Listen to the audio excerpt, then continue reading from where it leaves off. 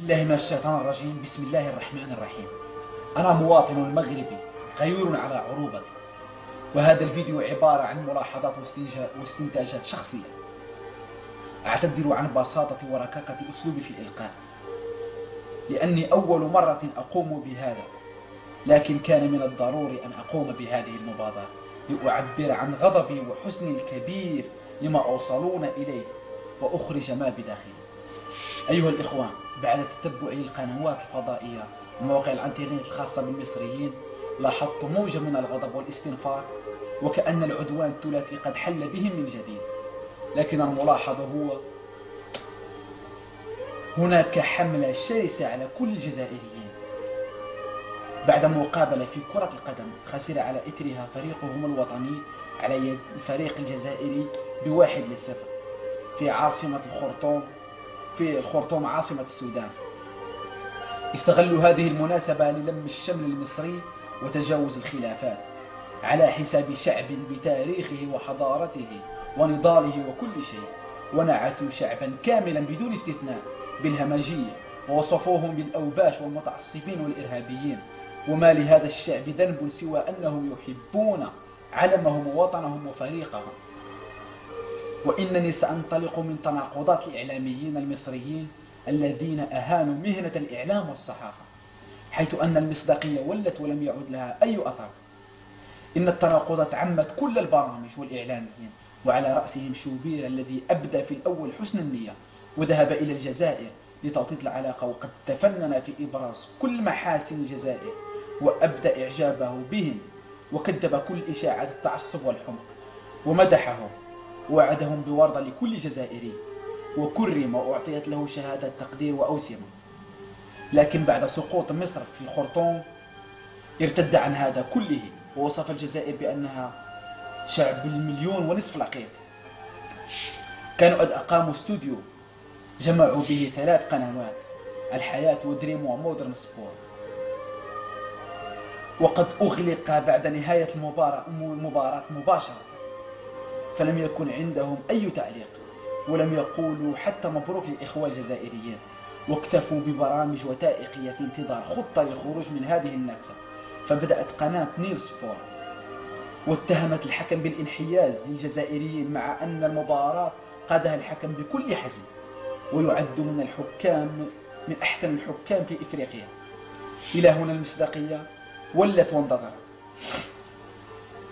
كانوا يقولون بأن سواء صعدت مصر أو الجزائر فسنقول مبروك لكلا البلدين، لأنها ستكون الدولة الوحيدة الممثلة للعرب في كأس العالم التي ستقام بجنوب إفريقيا.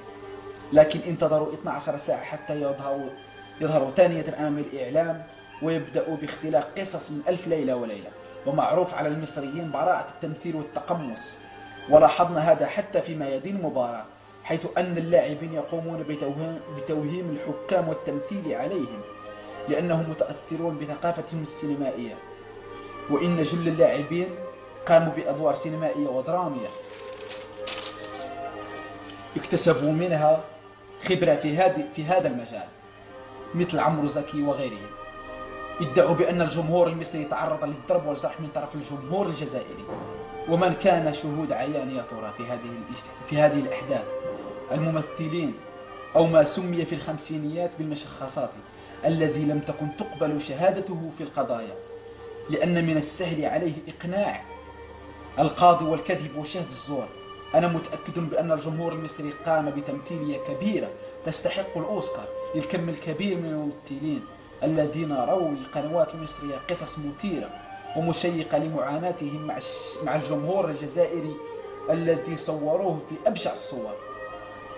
وقد أبقوا الإعلاميين المنافقين الذي بدورهم لديهم حس فني رهيب وتقمص يذهل الأذهان. أؤكد بأن رعب الجمهور المصري كان من نتيجة المباراة،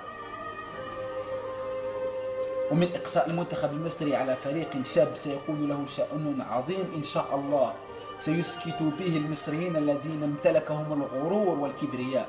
كلما نظروا إلى الأهرام وأبو الهول يظنون أن كل العالم يحسدهم ويدس لهم المكائد والضغائن. لديهم وساوس وشكوك من كل شيء. لماذا نغير منكم؟ وعلى ماذا؟ على بقايا حضارة اندثرت؟ على حجار؟ على زمن ولى ومضى؟ على ماذا؟ الشاب من يقول ها أنا ليس من يقول كان أبي. والواقع أن في الوقت الحاضر مصر ليس لديها ما تحسد عليه. الشيء الوحيد الموجود حاليا هو الإعلام الفاشل والسينما الفاسدة والفيديو كليب والسياحة الجنسية والشذوذ وغيرها. وأضحكني رأي أحد الإعلاميين الذي طلب الفنانين بمقاطعة السهرات التي يقيمونها في الجزائر، فأقول له جزاك الله عنهم خيرا لأنك منعت عنهم الرذيلة والحرام وتبذير الأموال. لضعفك لم تقطع عنهم بترول أو غاز أو دقيق أو أجهزة إلكترونية أو أجهزة متطورة، بل ستقطع عنهم أشياء تودي إلى التخلف والجهل، تودي إلى التخلف والجهل والفساد. وهذا ما تملكونه يا شعب مصر المغرور ذو النزعة الفرعونية، وكأن مصر شعب الله المختار مع أن مساوئها أكثر من إيجابيات.